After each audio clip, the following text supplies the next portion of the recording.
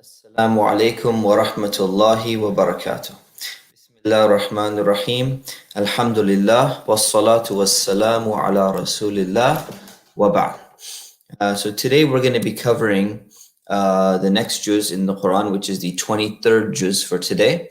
And what that covers is Surah Yasin from verse 28 until the end, Surah Al-Safat, Surah Al-Sad, and Surah Al-Zumar, up until verse 31.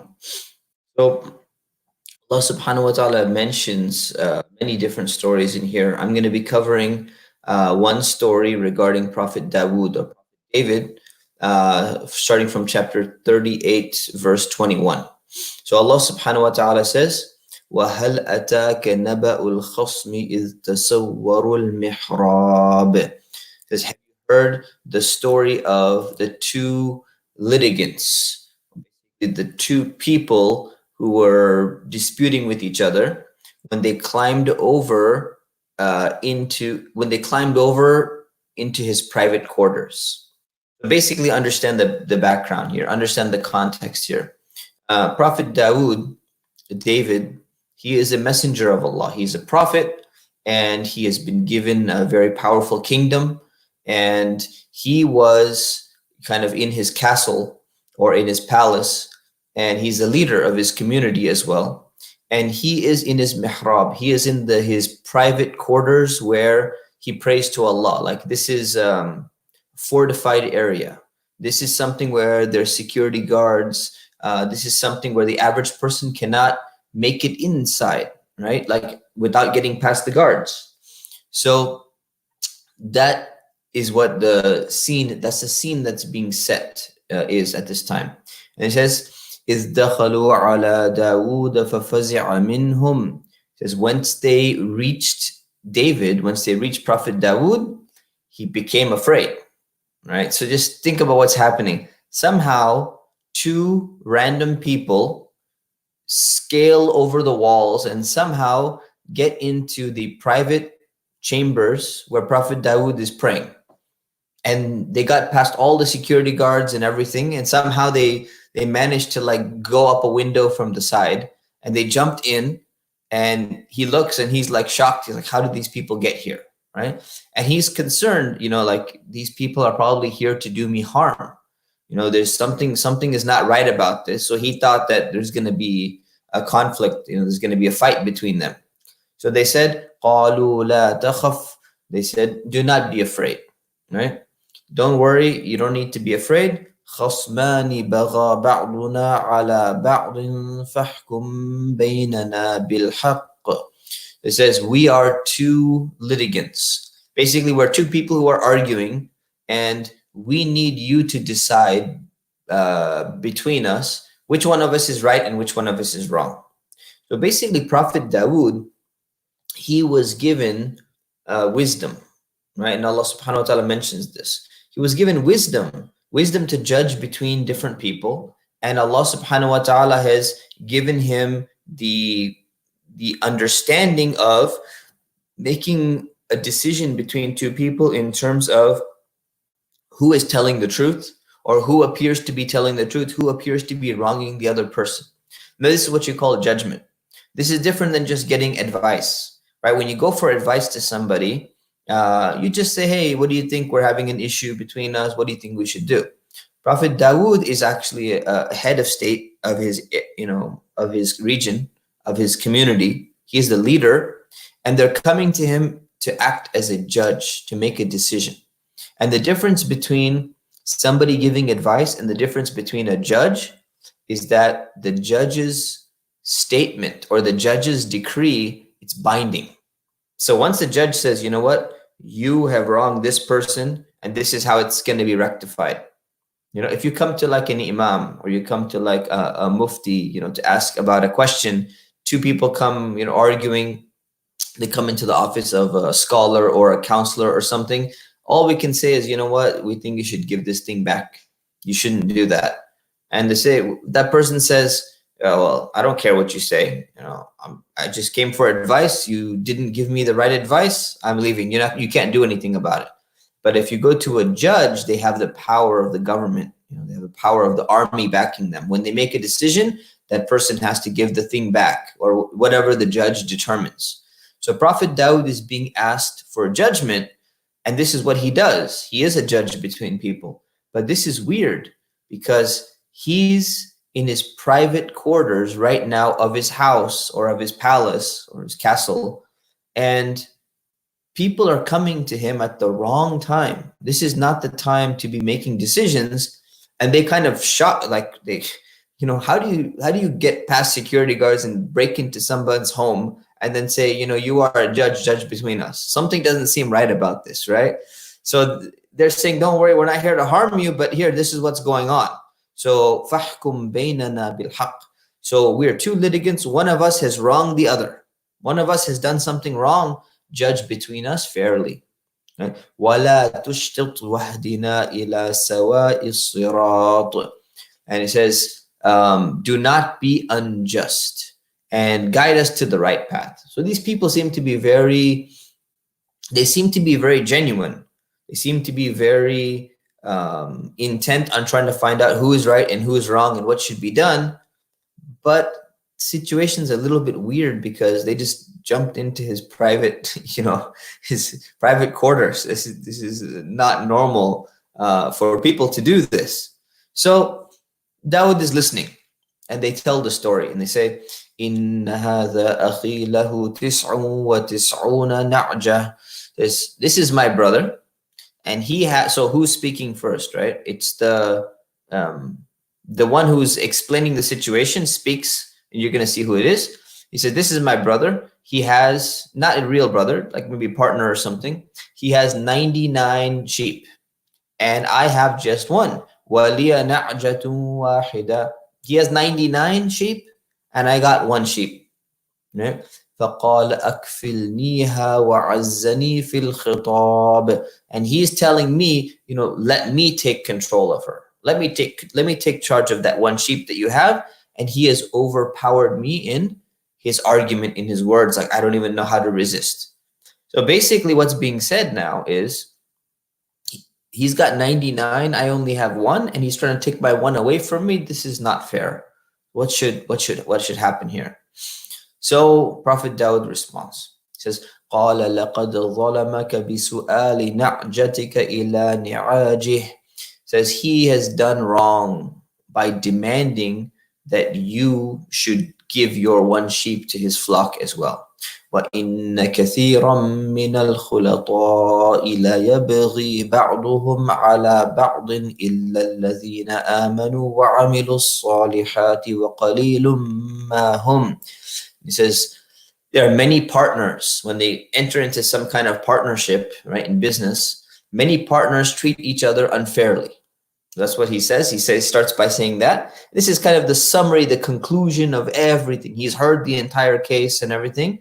He's saying many partners treat each other unfairly, which is very true. I mean, that's what happens when you go into business with someone, when you go into a partnership with someone.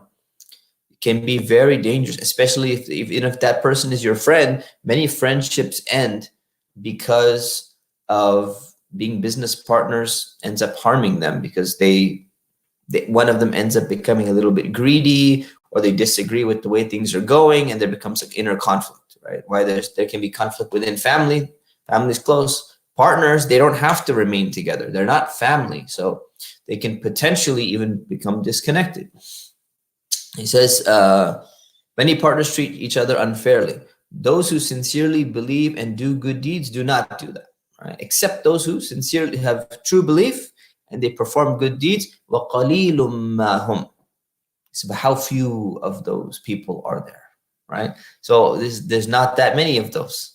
And then, so he made the decision, right? He did all of that. Then he says, وَظَنَّ دَاوُودُ أَنَّمَا فَتَنَّاهُ فَاسْتَغْفَرَ رَبَّهُ وَخَرَّ رَاكِعًا وَأَنَابَ. So then, after they left, right, after a while, basically the situation is over. The decision has been made. Prophet Dawud, he realized that we had been testing him, right? So Allah subhanahu wa ta'ala is saying, it dawned on him, you know what? This is a test from Allah subhanahu wa ta'ala. وَخَرَّ رَاكِعًا وَأَنَابَ. and he went down, fell down, into prostration or into bowing, and he repented and he asked Allah for forgiveness. Why did he do that? Right? There's actually two explanations given by scholars. The first explanation, which is one of the most common ones, is that he made the decision, and the reason why he realized that Allah was testing him is because, how do two random people somehow get into the palace of a powerful king like Dawood, right, probably at night, and just ask him for a judgment? Something seems weird about this. So after he made the decision and the judgment, he started thinking about it, and he goes, this is really weird, man. Who would do something like this? And then he came to the conclusion that, this must be a test from Allah subhanahu wa ta'ala. And because Allah is testing him, Allah sent these two people in like a very strange time and in a strange situation. Says he realized, this is a test from Allah. Like everything is a test from Allah, but like this is a special test Allah is throwing his way. He decided he's going to stay in ibadah. He's going to do worship. He's going to ask Allah for forgiveness in case he made a mistake. He's going to do extra prayers, extra worship. So that's the first explanation. And that explanation also, it does make sense, is that Allah subhanahu wa ta'ala tests different people in different ways. Prophet Dawood is being tested with the importance of making the right decision and the burden of acting as a judge. Being a judge between people is not something that's simple. It's not something easy. And this is what happens to a lot of people. This is why gossip is such a big problem. People will come to you, I'm having this problem with my spouse. I'm having this problem with my kids. It happens all the time. People come to people and say, I'm having this problem with my kids. My kids are just doing this and doing this or doing this. And then the person who's listening, if they're not a good judge, the first thing is they're not going to listen to both sides of the story, and they're going to make a judgment in their own mind. Oh, look how bad their kids are. Their kids are like this. I can't believe they did something like that. But they're not getting the whole story. They're not getting the entire story. What if the parents were doing some really bad things, but they omit that part of the story, right? And this is a huge problem that a lot of people have. So when someone comes and tells you one side of a story, and you have not heard the other side of the story, you don't have access to the other side, you should reserve judgment. They say reserve judgment, meaning don't make a judgment. Why? Because you don't know what's going on. All you can do is advise someone based upon the story that you've heard from one side, saying, well, if the situation is true, if what you're telling me is true, then this is maybe what you should do if you want my advice, right? But when you leave, you don't have an opinion about the other person because maybe you did not get the whole story. Maybe there's something's missing, right? So we need to be very careful about that. And that's where even if people are not gossiping about something, even when they come for consultation, you can begin to form opinions about them. And that's a huge test, because you have to be very careful about thinking bad things about people where you don't know, you haven't really heard both sides of the story, nor have you investigated by weighing evidence or something like that, like a judge is supposed to do.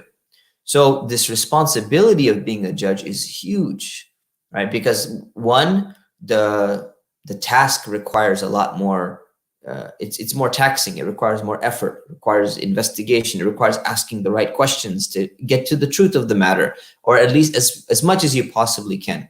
And after that's done, whatever decision you make, it's going to be binding when you're a judge, and you can potentially be wronging somebody else. So Prophet Dawood realizes, he recognizes the severity of the task that Allah subhanahu wa ta'ala is giving him. So this is one of the explanations. The second explanation given by some scholars is that he rushed to judgment because he was kind of caught off guard, right? And he gave this judgment, but what he should have done is he should have not given a judgment so quickly.